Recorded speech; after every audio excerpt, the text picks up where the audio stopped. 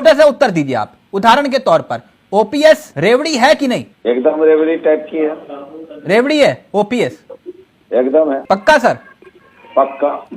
तो इसका मतलब आप रेवड़ी नहीं बांटेंगे, ओपीएस लागू नहीं करेंगे? देखिए, रेवड़ी बांटेंगे या नहीं बांटेंगे एक बात तो तय मान लीजिए। नहीं, आपके अकॉर्डिंग रेवड़ी है तभी मैं रेवड़ी शब्द इस्तेमाल कर रहा हूं।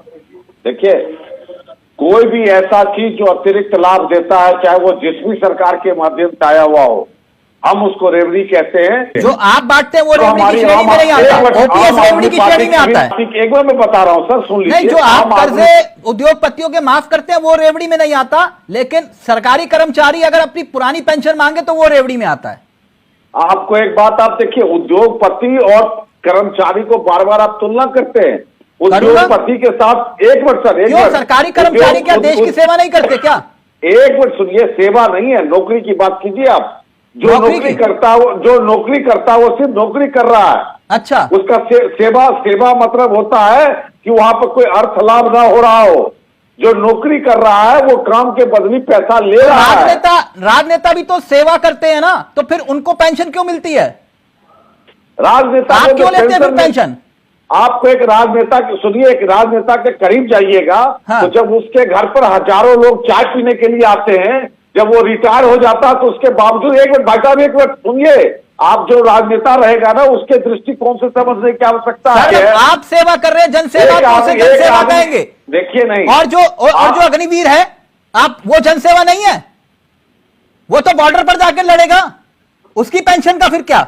अग्निवीर वो भत्ता है, आप समझिए, अग्निवीर वो भत्ता है जो अनुभव भी देती है, जो राष्ट्रवाद भी देती है। तो सर युवाओं को एक भत्ता जो प्रधान 10-10 हाथ में अंगूठियां पहनते हैं, फिर वो भी तो जनसेवा ही है। अग्निवीर से बढ़िया तो कोई योजना हो ही नहीं सकता। जो नेताओं को पेंशन मिले वो रेवड़ी नहीं है।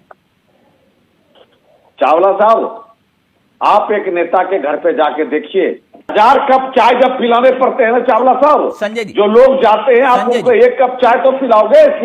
प्रजातंत्र के अपने शिष्टाचार भी होते हैं। अब आप कह रहे हैं कि ओपीएस रेवड़ी है, तो फिर देवेंद्र फडणवीस और दुष्यंत चौटाला रेवड़ी क्यों बांटना चाह रहे हैं? देवेंद्र फडणवीस या दुष्यंत चौटाला जी की अपनी राजनीतिक मजबूरी हो सकती है। अच्छा, हम इस बात के सख्त खिलाफी हैं, विरोध करते हैं ओपीएस का, कि हम किसी भी चीज को एक रेवड़ी के तरह दे, तो इसको हम एकदम नाजायज मानते हैं। भले हमारे उनका एक देवेंद्र फडणवीस जी का पर्सनल विचार हो सकता है। संजय जी, जीएसटी का कलेक्शन 1.5 लाख करोड़ है। मेरी बात को ध्यान से सुनिएगा और देश भी समझे। जीएसटी का कलेक्शन 1.5 लाख करोड़ है हर महीने, और उनमें से 64% योगदान जो गरीब है, 64% जो गरीब है, जीएसटी कलेक्शन जिस पर आप इतराते हैं सब लोग, 64% गरीब योगदान कर रहा है उसमें। जो साधन संपन्न है वो सिर्फ 3 से 4% जीएसटी देता है। 1% लोगों के पास देश की कुल धन संपत्ति 40% है। 10% लोगों के पास कुल कमाई का 57% है। महज 13%